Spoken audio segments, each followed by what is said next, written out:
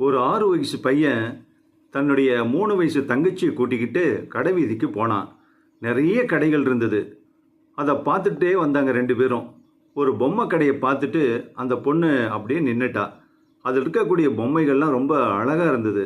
ஒரு பொம்மை பார்த்துட்டு அந்த பொண்ணு கேட்டா, அவளோட அண்ணங்கிட்ட, அண்ணா அந்த பொம்மை பாரு எவ்வளோ நல்லா இருக்கு அப்படின்ட்டு.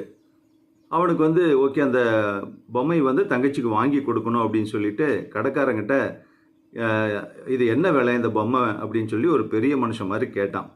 அதுக்கு கடைக்காரர் உங்கள்கிட்ட என்ன இருக்குது, எவ்வளோ இருக்குது அப்படின்னு கேட்குறாரு. அந்த பையன் என்ன பண்ணுறான், தன்னுடைய பேக்கெட்டுக்குள்ளே கையை விட்டு ஏதோ எடுக்கிறான். எடுத்து வெளியே எடுத்து பார்த்தா ஒரு 10 சிப்பிகள் இருக்குது. இதுதான் எங்கிட்ட இருக்குன்னு காமிக்கிறான். அந்த கடைக்காரர் என்ன பண்ணார், அதிலிருந்து எனக்கு 4 மட்டும் கொடுப்பா, இந்த பொம்மையை எடுத்துக்கோ அப்படின்னு சொல்லி கொடுத்துட்றாரு. அப்படியே சந்தோஷம் அந்த பையனுக்கு.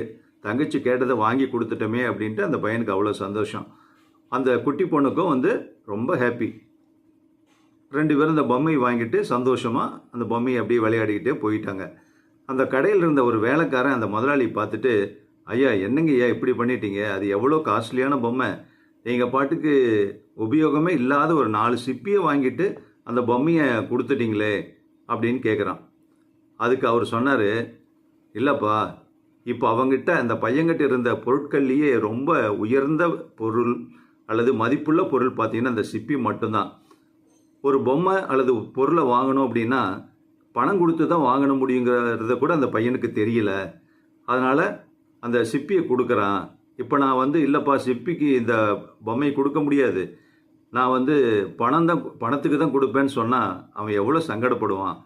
அதே நேரத்தில் பணம் தான் முக்கியமா எல்லாத்த விட அப்படிங்கிற மாதிரி அவனுக்கு தோணும்.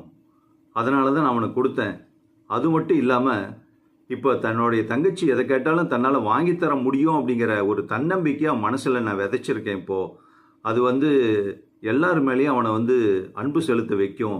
நாளைக்கு அவன் பெரியவன் ஆகிட்டா கூட இது அவனுக்கு மனசில் வரும். அன்பு எப்பவுமே மனசில் இருக்கும். ஏன்னா இந்த உலகத்தை நல்லபடியாக இந்த உலகம் வரணும், அதில் இருக்கக்கூடிய மக்கள்லாம் ரொம்ப சந்தோஷமாக இருக்கணும் அப்படின்னா அது அன்புங்கிற ஒரு விஷயத்தினால மட்டும்தான் பண்ண முடியும். அந்த உலகத்தையே கட்டி போடணும்னா அதுக்கு அன்பு தான் ரொம்ப முக்கியமான சாதனம். அப்படிங்கிறனால தான் அந்த பையன்கிட்ட இருந்த சிப்பியை வாங்கிட்டு நான் அந்த பொம்மையை கொடுத்தேன்னு சொல்கிறாரு.